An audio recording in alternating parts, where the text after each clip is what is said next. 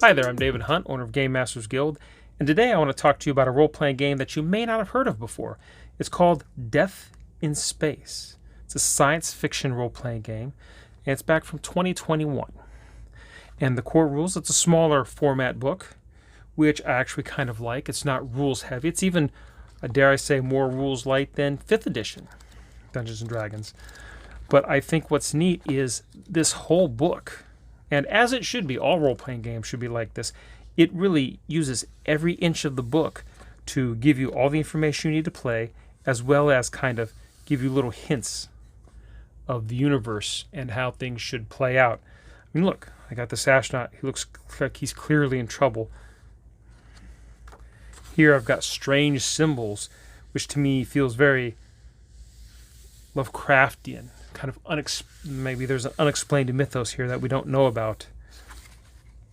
Look at this, a sun or a planet, and you have this lonely astronaut, hopefully hooked to his hab, and drifting maybe to investigate it. Maybe it's an alien megastructure.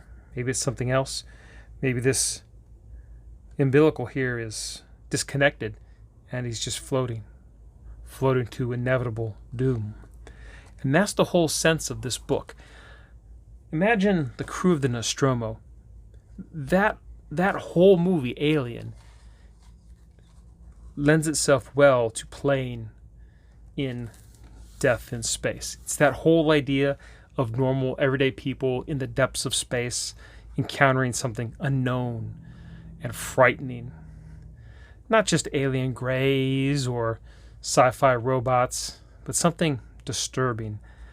Even if nothing like this is encountered, just still the whole idea of isolation, claustrophobia, it's here in this book. I mean, look at the cover. Falling towards what appears to be a black sun or a singularity. This astronaut is just falling, no help. Falling, drifting, however you want to look at it, being pulled in. And these rays almost seem, if you thought about it, almost tendril-like. Or maybe it's anything. Who knows what's happening to this astronaut? But everything seems to want to tell a story, and I like this a lot. Let me read you a part of the introduction. A collapsing universe. The vast blackness of space is collapsing in a slow grind towards eternal nothingness. Heralding the collapse is the void, a strange presence that infects and corrupts. So say the navies, workers who travel farther into uncharted space than anyone else as they return with stories from faraway systems. Some navies claim to have seen strange creatures out there, behemoths drifting from the edge of the cosmos, seeking shelter in the civilized systems. Scientists, of course, reject such claims, calling them tales of nightmares, yet even among them, there are some who assert that the universe has stopped expanding. Instead, they say, it is now compressing at an accelerating rate towards an inevitable crunch. I don't know about you, but these two paragraphs right here completely set the stage and get my mind going about what this book is about. I don't even need this other information about the Gem War, the decay of central rule, reputation is the new law, all static permeates all electronics, and little details like this. Check this out. It is always there these days, vague but undeniable, like a radio between channels. It seems to intensify as you approach the edge of known space. Occasionally you can make out words in the noise, strange whispers that make no sense. I mean, this is horror in space is what this is. It's supposed to be subtle. It's dark. It's not necessarily in your face. And I like that a lot. And every inch of this book has this kind of information in it. There's the Iron Ring, which is a giant, massive structure, which is made of thousands of old spacecraft and refinery modules. And it's sort of a DIY space station, if you will. And I just imagine whole sections just being blown apart, and then years later other ships kind of end up getting parked there, towed there, and secured to kind of, in a way, kind of replace it. And it just makes everything feel dirty, the smell of recycled air, bad food. I'm sure some places aren't that bad, but the bulk of this is meant to be set in this kind of place. And they have a lot of nice background tables. A lot of these tables are D20 tables just to kind of make things easier for players and game masters alike. And there's some really neat ideas like background, monolith cultist, moon outlaw, static noise translator, drives for people, strange drug, an object, a strange cult. I mean, there's some very fascinating stuff here. Again, look at the imagery. Look at all these people that they have here. Very apocalyptic. Even though this is a sci-fi game, and spacesuits and space stations and space colonies, probes, landers, there's all this stuff, moon rovers, but yet still you've got all these people who it's dressed like the apocalypse, like they stepped out of Mad Max Fury Road. And that is what I think is really, really cool. One of the things that you get to do in Death in Space is create what's called a hub. And a hub, essentially, it's your home, it's your sanctuary in the universe. And it can be a space station, it can be a spacecraft, and they have different options for that as you go through the book. All sorts of different backgrounds for it, like some parts of the hub have turned into organic material after a mold infestation, or maybe it was the part of a renowned Eye Master squadron of the Union Alliance fleet. I mean, that sentence right there says a whole lot about what connections it had in the past and what it might be now and what it could be in the future. It's very, very interesting. A group of cosmologists lived and worked here. A broken experimental telescope is on the outside of the hub. I mean, someone's going to want to fix that. And who knows what happens if they fix it. Maybe they're going to look into the deep depths of space and something's going to be looking back at them. Cosmic mutations. Oh, yes, that's another thing, is when you're here, when you're playing, you can get what's called void points. Every time you fail an ability check or an attack roll, you gain a void point. And with these void points, you can get mutations. And this void corruption can slowly seep into you and start to mess you up. This is very, very dark. Condition and spare parts for your hab or wherever else you might be. Talks in depth about space travel, what might happen when you travel between stars or galaxies. Gives you a rough idea of travel time. Oh, and there's a gem that you can mine which allows you to bridge space. It's kind of like hyperspace. So that's something that allows you to get to places much, much quicker than normally. So I can imagine without it, you could be trapped in the depths of space for quite some time. Oh, and your ability checks. Let me go back here. Let's see here. Your ability checks. So basically what happens, to roll for abilities, you roll in 2d4, and the ability value is the first roll minus the second. So if I roll a 4, and then my second roll I get a 1, and I subtract that, so I get a 3, and that's my ability score. And then when I go to roll for my ability check, I basically roll a d20 plus my ability check. Oh, here we go. The result, whenever you roll an ability check, you roll a d20 plus your ability score. My ability score is 3. I roll a d20. Say I get a 10. That's a 13. So as long as my result is equal to or greater than a 12, the task is successful. Otherwise, the check fails. And of course, you could possibly get a void point. And again, that's like corruption seeping into you. I mean, this is great. I think this is some really good, dark, kind of classic sci-fi. It's a nice mix of everything. And every page they've got something. And a lot of things they talk about, they just kind of touch on as if there was another 3 chapters explaining it, but they just kind of leave it up to you to decide. And they give you some different worlds. This is the Tenebra system, and they give you different worlds and jump points that you can explore. And look at this map. It's really nice. This is the Tenebra system right here. Shows you all the different places, the space docks, and you could use this as a base of not a base of operations, but a base of playing out other star systems in your game. Just kind of give you an idea. Hockey bays and airlocks. Welcome to the ring. Oh, this is where they're talking a lot about the ring. And the ring is a pretty neat place. I kind of like that idea. Just all these different spaceships kind of cobbled together. into one giant space station. The whole thing I just imagine being completely unstable. A good place to get lost for many different reasons. Look at this. Deep Space Nightmares and Navy Tales, the Star Eater. Some navies who have traveled far to distant systems talk of the Star Eater that roams the edge of the universe. They say it is the reason why some stars in the sky have gone dark.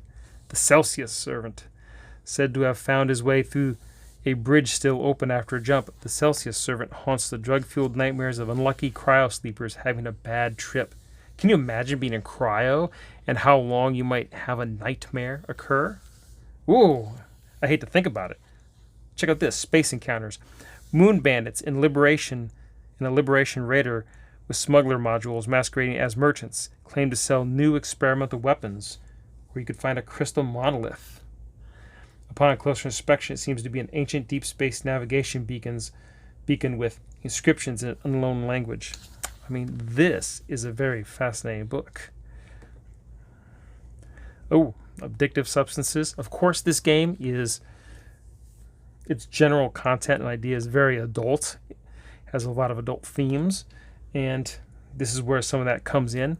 But I think in this kind of game, in this dark horror game in the future, where things are falling apart and there's strange urges and strange whispers in the dark, you're going to have these addictions, especially being potentially lost in space for a long time, maybe stuck in 0G for longer than you wish, having nightmares that last the entire duration of your trip while you're in cryo. You could definitely go into cryo one person and come out being completely somebody else. Talks more about some spacecraft, and it's not full of illustrations. Well, here's this spacecraft, here's another. It gives you a lot of freedom to kind of do what you want with these different ships. Just gives you a general idea. But that's nice because not all the ships are going to be the same. Not all interceptors are going to be the same. Not all scout ships or haulers are going to be the same kind of ship. They're going to be changed after generations and generations. They're going to be changed from one manufacturer to another, from one individual to another. And if you're looking for a book that's a little bit different, I would definitely suggest that you check out Death in Space. And it definitely takes, I think, some of your players really have to be on board with this kind of game. I really feel it's more gritty, more dark. Not to say you can't have fun with it or be super serious. You don't want to be super serious with any role-playing game. Look, it's even got an NPC generator in the back with some backgrounds and first impressions. And even the inside of the cover is, oh look, it's a cheat sheet. Yeah, I like that. So, but a game like this is definitely, not everybody's going to want to play it. Not everybody's going to want to take it as seriously maybe as you want to. And if you really want to feel, it's just like any horror game. If you really want that feeling of horror, that really dark, gritty kind where you may not even survive the adventure, and that's almost kind of the point, is how long can you survive, not when you survive and when you level up. No, not at all. This is completely different. But for people who want to try something different or who want that kind of gritty feel, that horror feel, this is a great idea. Your characters get in trouble here. Even though it might be science fiction, help is so far away, help might as well not exist. And I like that about this book. I like the fact that it's that kind of, it kind of feels like it's a little more hard sci-fi, more gritty feel. Of course, just about any of the Alien franchise movies would work perfectly with Death in Space. You could easily run it with this. But honestly, the Alien game by Free League, you might as well just play that if you want to use xenomorphs. To me, this is for everything else. This is if you want a little more supernatural in your game. This is if you want that little extra something without having the Xenos as overarching and the engineers as big overarching plot in the background. This game, I think, is definitely something to check out. And there's nothing wrong with playing one type of role-playing game for years and years and years. But also, too, I think it's beneficial for not just your players, but for you as a game master to play and run different role-playing games, because it forces you to break away from your comfort zone. Now, if you're comfortable with a role-playing game and you're happy with playing what you got, well, go right ahead and just keep on doing what you're doing. but I really think, and it's helped me over the years, it's really helped to expand into other role-playing games and try something different and try to stick to the core idea of what this game is, and to be straight up with my players and say, hey, we're going to play this cool game, Death in Space, is a science fiction role-playing game about horror in outer space, but I need to elaborate a little more and make sure they really know that I kind of really want it to be kind of gritty, you know? It's simple enough to make characters. Maybe you could make a whole crew for your hub or your hab, and let maybe each player play 2 characters, and the first kind of batch of characters, you really make sure to those are like your guinea pigs. You really experiment, kind of chew them up a little bit, and that way the players can see how it goes, and then the other characters can kind of take over and help the previous characters that they created kind of maybe get better or deal with the horrors of space, and kind of go on from there. But I don't know. I've got a lot of ideas in my head. I think this is really cool, and it's one thing to take a game you already have and turn it into this. Like Alien, it's already kind of that horror in space game, but Death in Space is something completely different. It has that more supernatural feel, more like you're always literally haunted in space, like the crew of the dead crew of the ship that you escaped off of before it exploded. They always haunt you. Maybe they're standing around in broken, mangled, burnt spacesuits. You know, maybe they're constantly appearing out of nowhere and, you know, constantly putting you down and asking you, why did you survive? And creeping that doubt in your mind, even though, you know, that's just how it happened. I mean, that's the kind of stuff that you can do in Death in Space, and that's kind of how I feel like this game is supposed to be. But I really think you should take a moment and spend a couple sessions playing a different game, but you should play Death in Space. You should try other games, and it'll expand your horizons and get you thinking differently. Well, I hope you liked my look at Death in Space and what I had to say about it, and just role-playing in general. Again, I'm David Hunt, owner of GameMasters Guild, telling you to, well, check out Death in Space next time you're at your local FLGS, and see what it's all about. I'm Dave Hunt, owner of GameMasters Guild, telling you to stay safe, play great games, and we'll see you real soon. Teleport, another dimension.